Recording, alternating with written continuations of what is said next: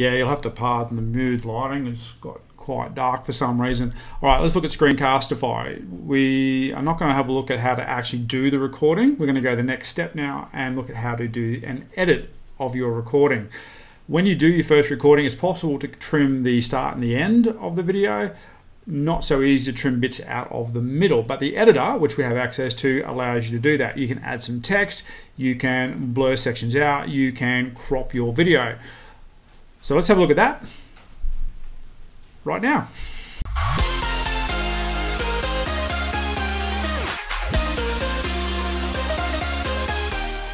Here's our recording. We're ready to do some editing on it. We're not ready to share it. We need to chop some bits out. We need to add in some other clips. So we can go ahead and we can just click this button here, open an editor. I've noticed sometimes it'll sit and spin its wheels with this loading recording thing. So give it a few seconds. If it's not working, there is actually a back door to it. And then it'll sit and it'll do its thing right here. So we've got our tools. It's a very, very basic editor. You can edit other videos. You can upload, for example, MP3s that you might have, MP4s rather, that you might have, or any other videos that you've got, and chop them down. Very basic editor. If we need to, we can do a cut. Now you need to actually click on the video in your timeline down here, so it gets this yellow line around the outside, and then you move this white line here is moved by clicking where you need it to be along the timeline. That line is called your playhead. So if I need to actually cut my clip into pieces, I position the playhead to where I need it to be, and then I hit the cut button. And that's actually then created two clips. And then I would find the end of the part that I don't need, make sure I've positioned my playhead in the right spot, cut it again, and then I can highlight the part that I don't want and simply press delete.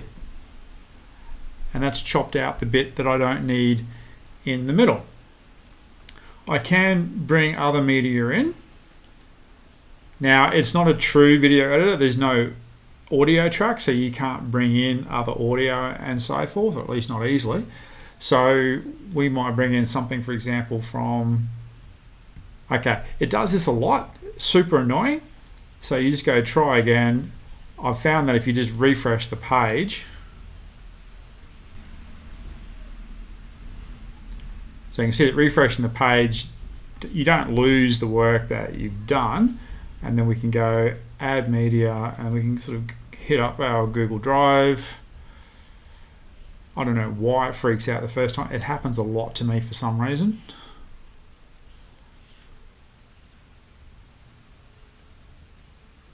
It will show everything that's ever been put into a shared folder as well. So you may end up with a lot of stuff that you don't recognize. So we'll go back to my drive. And we'll use the Screencastify.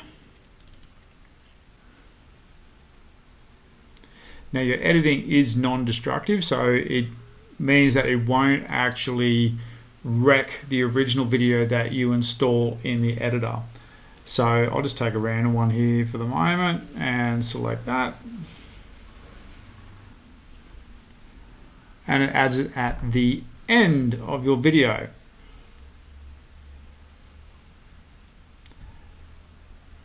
Now I can also, so I've got this middle one here, so I actually want this part to be in the middle and this part's going to be at the end.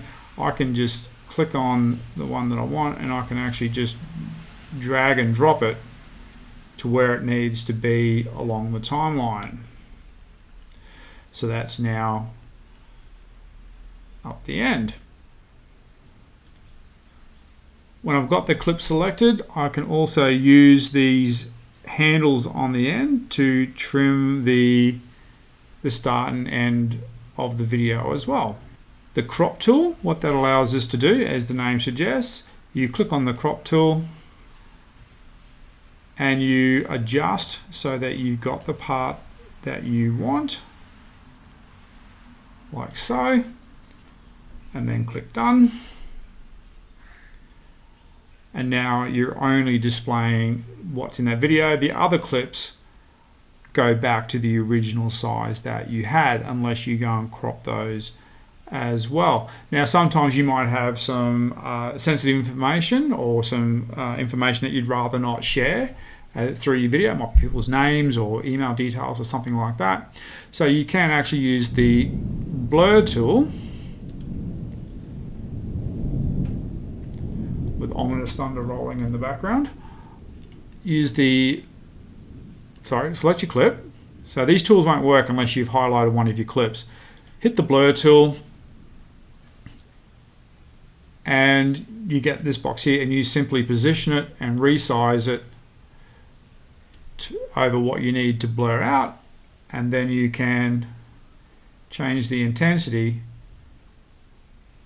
to really blur it out. And then when you're done, it's hidden under these controls here, but this button here will actually confirm that and add that blur for you. If you need, and then you can control how long it appears on the screen for by clicking on it, so you get that yellow line around it. And what you need to do is, when you've clicked over it, now it's a bit hard to see them, so you might need to use the zoom control here. That zooms your timeline like so. Oh, there we go. And you can see you've got these dots here, so you can control how long the blur is appearing on your screen for. So you set when you want the blur to start and when you need the blur to end. Same thing, or very similar thing with your text. I'll just take that zoom back. And if we select the text where we need it to be, make sure I've positioned my playhead where I want it to start.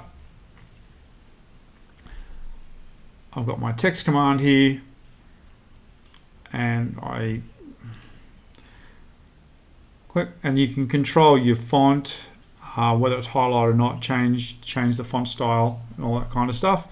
And inset, how about insert? Right, and then I can, you can't really animate it. I mean, with a lot of effort you could animate it.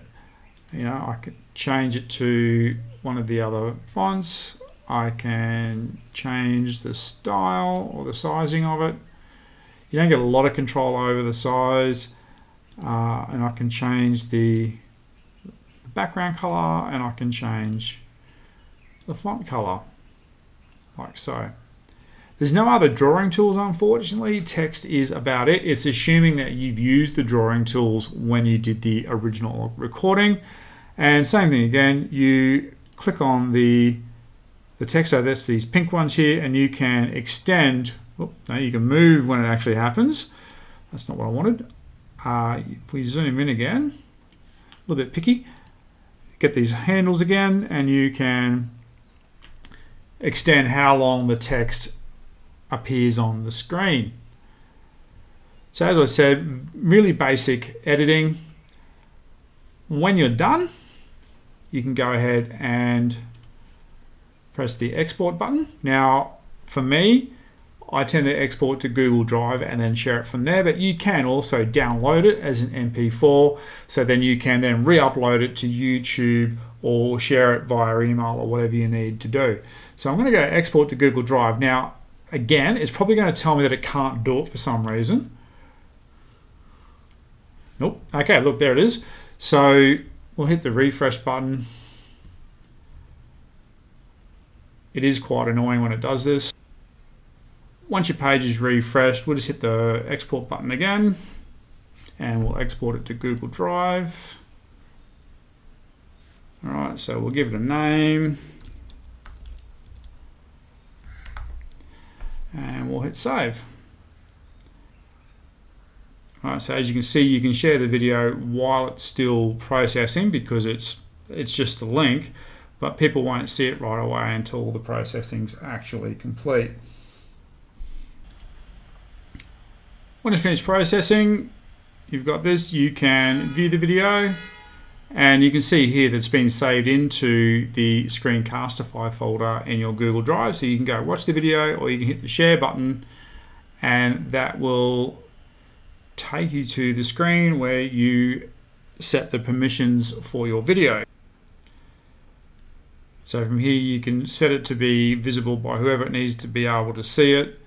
You can sort of set it so that it's visible by whoever needs to see it, or you can send the link directly to people. You can copy the link and then paste that into an email or into a document to direct people to the video. And there you have it. That's how you can take your recording that you've done using Screencastify and do some basic editing on it. Chop it up, move the sections around, add some text, blur, cropping, whatever you need to do, and then share it with your audience. Righto, so if you get stuck, come and find me and we'll get you sorted. Later.